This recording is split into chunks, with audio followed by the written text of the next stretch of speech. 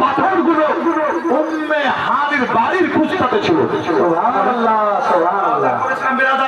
পাথর ছিল কার বাড়ির কুস্তায়, এটা আপনাদের শোনাবো এবং দলিল দিব কোন জায়গাতে আছে। বিরাদার, আমি আমার দিকটা পূর্ণ করেছি, আর একটা আফতার আমি আপনাদের করেছি। মাশাআল্লাহ, আমি আপনাদের মেহমান, আমার এই আফতারটা আপনাদের রাখা একটা দায়িত্ব। মাত্র 5 জন চটচট করে উঠবেন, মা বোন খালা যত আছেন মাশাআল্লাহ সবাই মিলে মাত্র 5 জন 1000 করে উঠবেন। তো 5 আর ওই 95 যোগ দিয়ে 1 লাখ হবে। দেরি করবেন না বাবু, মাত্র 5 জন উঠে আসবেন। আত্মা মুস্তাফার আগমন এখন আপনার কমপ্লিট হয়নি শোনানো। আগা মুস্তাফার আগমন মাশাআল্লাহ ওটাও শোনাবো। বিরাদার, আকাইদের আরো কিছু আপনার আলোচনা মাশাআল্লাহ প্রস্তুত রেখেছি, যেগুলো আপনাদেরকে আমি শোনাবো, নিয়াত রেখেছি। অতএব একটু উঠে আসবেন। মাশাআল্লাহ, দেখেন মায়েদের দিক থেকে একটা আসলো নাজিরা বিবি 1000, নারায়ে তাকবীর, আল্লাহু আকবার, নারায়ে রিসালাত, ইয়া রাসূলুল্লাহ। নাজিরা বিবি 1000 একটা হলো বাবু। আর 4টা লাগবে। আর কোন মা নাই? আর কোন মা? একজন মা দিয়েছেন 1000। এতগুলো মা আছেন, আল্লাহ অনেক দিয়েছেন। 1000 নবীর মাহফিলের নবীর মহব্বতে দিয়ে দেন। আরে আকা মুস্তাফার প্রেম ও মহব্বত। হে বিরাদার, টাকা তো টাকা, আকা মুস্তাফার প্রেম ও মহব্বত। আল্লাহু আকবার। এই প্রেম ও মহব্বতের কাছে আল্লাহ আল্লাহ নিজের বাপকে পর্যন্ত সাহাবায়ে কেরাম কুরবান করে দিয়েছেন। সুবহানাল্লাহ। যদি তারিখ উঠান তো তারিখ আপনি তাহলে পাবেন ইনশাআল্লাহ। আজ তার একটা ঝলক মাশাআল্লাহ আমি আপনাদের শোনাবো। আচ্ছা, বকুল শেখ 1000 মাশাআল্লাহ, নারায়ে তাকবীর, নারায়ে রিসালাত, ইয়া রাসূলুল্লাহ। বকুল শেখ 1000। আচ্ছা, এই দুটো হলো, দুটো আর 3টা লাগবে। হ্যাঁ, এই দেখেন মাশাআল্লাহ কালাম শেখ, নারায়ে তাকবীর, কালাম শেখ 2000। আচ্ছা, এটা 2000 কিন্তু আলাদা। আমি 1000 করে 5টা নেব বলেছি, দুটো হয়েছে, আর 3টা নেব 1000 করে। মায়েদের দিক থেকে একটা এসেছে, আর ছেলেদের দিক থেকে আপনার পুরুষদের দিক থেকে একটা এসেছে। অতএব আর 3টা দুই দিক থেকে মিলিয়ে দিলেই হলো। মা আমার আর বলবেন 1000 নবীর মাহফিল, নবীর মহব্বতে, আকা মুস্তাফার প্রেম ও মহব্বতে মাশাআল্লাহ 1000 করে টাকা পেয়েছে মাত্র 5 জনের কাছে। দুটো হয়েছে, 3টা বাকি আছে। একটু মহব্বত আপনার উঠে আসবেন, দেরি করবেন না বাবু। এদিকে দেরি করলে আপনার মাশাআল্লাহ এদিকে শুনতে আপনাদের একটু দেরি হয়ে যাবে, একটু কম শুনতে পাবেন। আখেরুল ভাই দিয়েছেন 1 বস্তা আলু। আখেরুল দিয়ে না? আচ্ছা, আর কোন ভাই 1 বস্তা আলু দিবেন? জি, আর কোন ভাই 1 বস্তা আলু? আচ্ছা, মুমতাজ বেগম 1000। দেখেন 3টা হলো নাকি? 3টা হলো, 2 এর পরে 3 আর 2টা লাগবে, তাহলে এদিকে 5 এর কথা পূর্ণ হবে। আখেরুল ভাই দিয়েছেন 1 বস্তা আলু। আর কোন ভাই আছেন 1 বস্তা আলু দিবেন? আছে নিশ্চয়। কোন বাবুজি আমার 1 বস্তা আলু? উঠবেন না বাবু, মহব্বতে শুনুন, মহব্বতে দিতে থাকুন। তার কারণ এটা আপনাদের রীত রেওয়াজ হয়ে আছে। এটা মাশাআল্লাহ বক্তাদের জন্য একটা কষ্টকর দিক। তার কারণ একই সঙ্গে দুটো কাজ করা এটা খুবই কষ্টকর দিক আপনার। অতএব শান্ত থাকুন, মাহফিলের পরিবেশ বজায় রাখুন, একটু সাধ্যমতো আপনার মাশাআল্লাহ সহযোগিতার হাত বাড়িয়ে দিন। একবার মহব্বতে দরুদে পাক করুন। আল্লাহুম্মা সাল্লি আলা সাইয়্যিদিনা মাওলানা মুহাম্মদ ওয়া আলা আলি সাইয়্যিদিনা মাওলানা মুহাম্মদ সাল্লাল্লাহু তাআলা আলাইহি ওয়াসাল্লাম। মুআজ্জিজ মুহতারাম, মাত্র 3টা আর 2টো বাকি থাকলো বাবু, দিয়ে দেবেন ইনশাআল্লাহ। নাম বলে দেব, প্রাণ খুলে আপনার দোয়া করে দেব। তবে আপনি একটুখানি ওয়াজ শুনলেন। মুআজ্জিজ আল্লাহ পাক রব্বে কায়নাতের নবী দুনিয়াতে আসবেন বেরাদার, এক করতে করতে করতে জানো 7 রবিউল আউয়াল যখন শুরু হয়েছে, সাইয়্যিদা মা আমিনা একদিন নিজের বাড়ির বারান্দায় বসে বসে আপনার চোখের পানি ঝরাতে আছেন। হঠাৎ হাতে চোখটা পড়লো আব্দুল মুতাল্লিবের। আব্দুল মুতাল্লিব মা আমিনার কাছে দৌড়িয়ে গিয়ে বলতে আছেন, হে আমিনা, কি ব্যাপার, তুমি কেনই বা কান্না করো? হযরত আব্দুল মুতাল্লিব বলতে আছেন, আমিনা, কেউ তোমাকে কিছু বলেছে নাকি? কেউ তোমাকে কষ্ট দিয়েছে নাকি? একটু আমাকে বলো। সাইয়্যিদা আমিনা বলতে আছেন, আব্বা গো আমাকে কেউ কিচ্ছু বলেনি, আমাকে কেউ ছোট বড় কথা বলে না, আমাকে সবাই সম্মান দিয়ে কথা বলে, আমাকে সবাই স্নেহ করে ভালোবাসে, মায়া মমতা দেয়, তাদের কেউ কিচ্ছু আমাকে বলে না। আব্দুল মুতাল্লিব বলতে আছেন বলে আমেনা তাহলে কেনই বা তুমি চোখের পানি ছড়াও অর্থাৎ কান্না করো? সাইয়েদা আমিনা বলতে আছেন আব্বা আমি যেই দিন থেকে শুনছি নাকি আমি কোনো সন্তানের মা হতে চলেছি, আমার গর্ভে কোনো সন্তান আছে, যদি হিসাব করে দেখা যায় তাহলে ওই সন্তান দুনিয়াতে আসার সময় খুব নিকটে। আব্বা গো যখন কোনো মায়ের সন্তান হয়, কোনো মা যখন সন্তানের জন্ম দেয়, ওই মায়ের দেখাশোনা করার জন্য পরিচর্যা করার জন্য হয় ওই মায়ের কাছে তার নিজের আত্মীয় স্বজন থাকে, কিন্তু আমি আমেনা আমার কাছে তো কেউ নয়। আপনার ছেলে আব্দুল্লাহর পর্যন্ত ইন্তেকাল হয়েছে, আপনি চলে যান আল্লাহর ঘর পবিত্র কাবায়, আর যখন রাত হয় আপনার ছেলেগুলো আপন আপন বিবি নিয়ে আপন আপন ঘরে চলে যায়, আমি আমেনা আমি বড় অসহায় অবস্থায় আমি একাই আমার ঘরে থাকি, আমি আমেনা আমি বলতে পারবো না। এর জন্য কি একটা মা বলতে পারে না তার সন্তানের জন্ম রাত্রে হবে না দিনে হবে, তার সন্তানের জন্ম সকালে হবে না সন্ধ্যাতে হবে? সাইয়েদা আমিনা বলতে আমি ওই চিন্তায় কান্না করতে আছি, হঠাৎ করে যদি রাত্রে প্রসব বেদনা উঠে আমার খবর নেওয়ার পর্যন্ত কেউ থাকে না।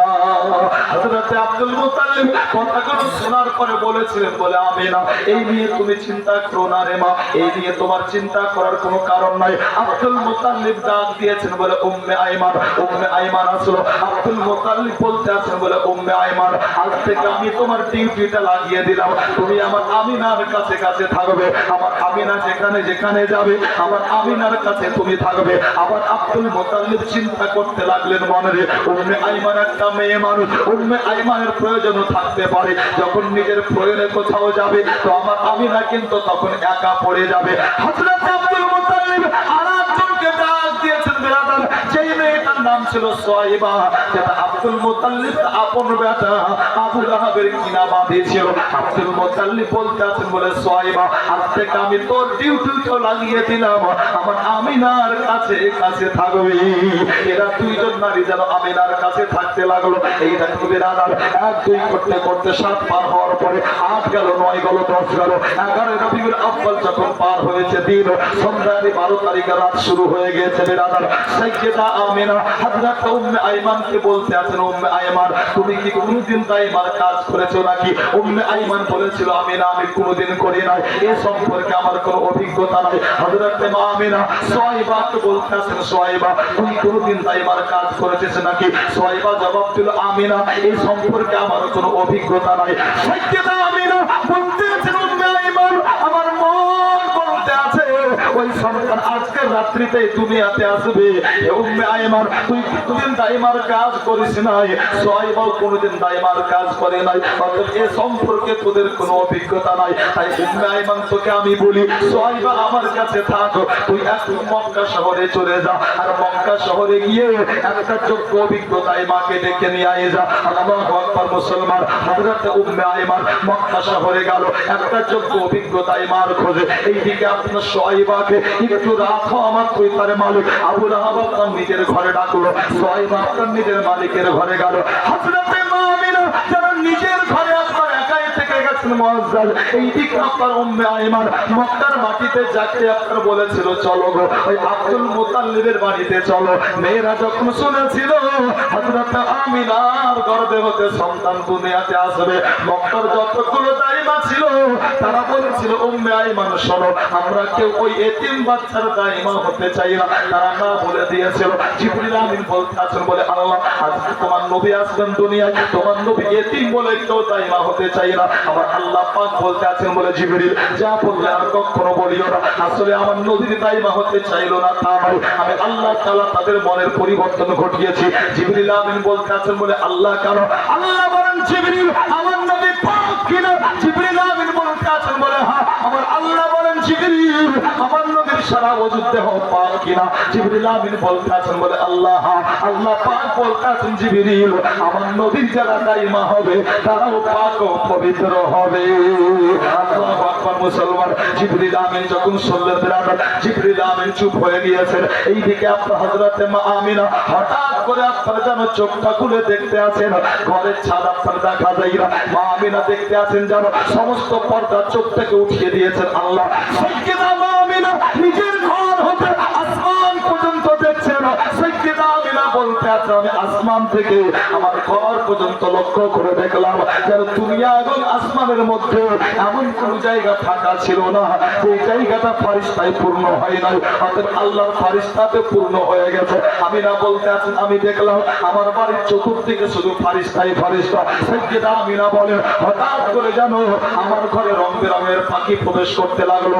এমন সুন্দর রং বেরঙের পাখি আমি আমিনা জিন্দেগিতে কোনোদিন দেখি নাই। সাইয়্যিদা আমিনা বলেন আমি যখন দৃশ্যগুলো দেখতে লাগলাম একটু একটু আমার মনে ভয় আসলো। হঠাৎ করে একটা গ্লাস যাতে পানি ছিল শরবত ছিল আমি ওই গ্লাসটা নিলাম পান করলাম আমার যেন ভয় সমস্ত দূর হয়ে গেল। সাইয়্যিদা আমিনা বলেন এবার হঠাৎ করে আমার কানে আওয়াজ আসতে লাগলো ইযহার ইয়া রাসূলুল্লাহ ইযহার ইয়া নূরাম মিন নূরিল্লাহ। আল্লাহু আকবার। মুআজ্জাজ মুহতারাম সাইয়্যিদা আমিনা রাদিয়াল্লাহু তাআলা আনহা বলেন যখন এই রকম শুনতে লাগলাম ঠিক যেন 4:20 ঘড়িতে বাজতে আছে ঠিক সুবে সাদেকের সময় আমার আকা মুস্তাফা দুনিয়ার মাটিতে নিজের পবিত্র কদমকে রাখলেন। আল্লাহু আকবার। 12 রবিউল আউয়াল সুবে সাদেকের সময় আকা মুস্তাফা নিজের পবিত্র কদম দুনিয়ার মাটিতে রেখেছেন। বিরাদার আল্লাহু আকবার। বাবু আমার খুব মন দিয়ে শুনবেন যখন কোনো মায়ের গর্ভে সন্তান থাকে ওই মায়ের কষ্ট হয়। ওই সন্তানকে যখন জন্ম দেয় মা ওই মায়ের এত কষ্ট হয় ওই সময়তে মা যেন চায় কি মরে গেলে ভালো হয় এত কষ্ট সহ্য করতে পারি না। কিন্তু হয় রে দয়াবতী মা যখন ওই সন্তানের জন্ম হয়ে যায় আর সন্তানের কান্না যখন মায়ের কানে পৌঁছে যায় মা বলে দাদি একটু আমার লালকে দাও একটু আমার কোলে দিয়ে দাও। যখন সন্তানকে কোলে দেওয়া হয় ওই মা কিন্তু সমস্ত দুঃখ বেদনা ভুলে যায়। ওই মা কি করে ওই মা সন্তানকে বুকের সঙ্গে জড়িয়ে দাও। সাইয়্যিদা মা আমিনা বলতে আছেন আমি হচ্ছি একজন মা আমি অনেক দিন থেকে শুনতে আছি আমি নাকি কোন সন্তানের জন্ম দিতে চলেছি আমার পেটে কোন নবী আছে আমি আমিনা আমার মধ্যে বড় বড় বাসনা ছিল আমার সন্তান যখন দুনিয়াতে আসবে আমার ওই সন্তানকে উঠাবো আমি প্রাণ ভরে আদর করবো। সাইয়্যিদা মা আমিনা কিন্তু নবীকে যেমন উঠাতে যাবেন আকা মুস্তাফা আম্মি জান বলেন আমি শরীরের সমস্ত শক্তি দিয়ে চেষ্টা করলাম কিন্তু আমি আমার মুস্তাফাকে উঠাতে পারলাম না। বলে কেন উঠাতে পারলাম না? সাইয়্যিদা আমিনা বলতে আছেন আমি এজন্যই উঠাতে পারলাম না তার কারণ আমি দেখলাম আমার ছেলের যেন কপাল খানা মাটির সাথে সেটে রয়েছে। সুবহানাল্লাহ। সাইয়্যিদা আমিনা উঠাতে পারেন না। বিরাদার শরীরের সমস্ত শক্তি দিয়ে চেষ্টা করে উঠাতে পারেন না। মা আমিনা ঘরের এক কোণাতে দাঁড়িয়ে দাঁড়িয়ে চোখের পানি ঝরাতে আছেন। হঠাৎ করে একটা আওয়াজ গুনগুন করে আমিনার কানে আসলো। সাইয়্যিদা মা আমিনা গোটা ঘরকে দেখলেন কাউকে দেখেন না। সাইয়্যিদা মা আমিনা এবার আপনার নিজের কানখানা আকা মুস্তাফার মুখের কাছে নিয়ে গেছেন। যেমনই আপনার মুখের কাছে নিয়ে যাওয়া মা আমিনা বলেন আওয়াজ অন্য জায়গা থেকে ছিল না বরং আমার নবী দুনিয়াতে আসা মাত্রই যেন সাজদায় পড়ে যাওয়ার পরে আমার আকা মুস্তাফা বলতে আছেন রব্বি হাবলি উম্মতি উম্মতি। আল্লাহ উম্মত নবী হয় না আম পাবলিকের হয় একটু বলবেন। উম্মত নবীর হয় না আম পাবলিকের হয়? নবীর হয় না আম পাবলিকের। আচ্ছা এবার যদি কোনো ওয়াহাবি বলে যে নবী দুনিয়াতে আসার 40 বছর পর নবী হয়েছে তো ওই ওয়াহাবির কথা মানা যাবে? যদি নবী 40 বছর পর নবী হলেন তাহলে দুনিয়াতে আসা মাত্রই কেন বললেন রব্বি হাবলি উম্মতি? কেন বললেন রব্বি হাবলি উম্মতি? আমাদের আকীদা আমাদের বিশ্বাস এটাই কি নবী নবী হয়ে দুনিয়াতে এসেছেন। নবী নবী হয়ে দুনিয়াতে এসেছেন। সাইয়্যিদা মা আমিনা বলেন আমার মুস্তাফাকে পরে আমি কোলে নিলাম আমি বুকের সঙ্গে জড়িয়ে ধরলাম আলাদা একটা শান্তি। অনেক কথার মধ্যে রাজা বড় মজার কথা আপনাকে শোনাই। সকাল হওয়া মাত্রই মা আমিনার কাছে মা আমিনার খুব নিকটতম কাছের প্রাণের বান্ধবী এসে হাজির। নাম কি ছিল? নাম ছিল শেফা। হযরত আব্দুর রহমান রাদিয়াল্লাহু তাআলা আনহুর মায়ের নাম হচ্ছে হযরত শিফা। হযরত শিফা মা আমিনার খুব নিকটতম বান্ধবী ছিলেন। হযরত শিফা এসে মা আমিনার বাড়িতে, মা আমিনার ঘরে, আমিনা বোন আমার, আজকে তুমি তোমার বাড়িতে কোন লাইট জ্বালিয়েছিলে? কেন? বলে তোমার বাড়ির আলোতে আমি শিফা, আমি যেন নিজের বাড়ি থেকে গোটা মক্কা শহরকে দেখেছি। বলেন আর একটু মহব্বতে মা আমিনা বলতে আছেন, বলে এ শিফা, বাড়িতে আমি কোনো লাইট জ্বালাই নাই, তাহলে এত আলো? তো মা আমিনা বলেছেন খারাজা মিন নূর, আল্লাহ আমার পেট হতে একটা নূর বেরিয়েছে। কি বেরিয়েছে? বলুন। নবী পাক আকা মুস্তাফার মা বলছেন নূর, নবী পাক আকা মুস্তাফার মা বলছেন নূর। এ মুআজ্জিন মুহতারাম, আর একটু আপনার মাশাআল্লাহ একটু থেমে গিয়ে একটু ব্যাকে নিয়ে আসি আপনাকে। আকা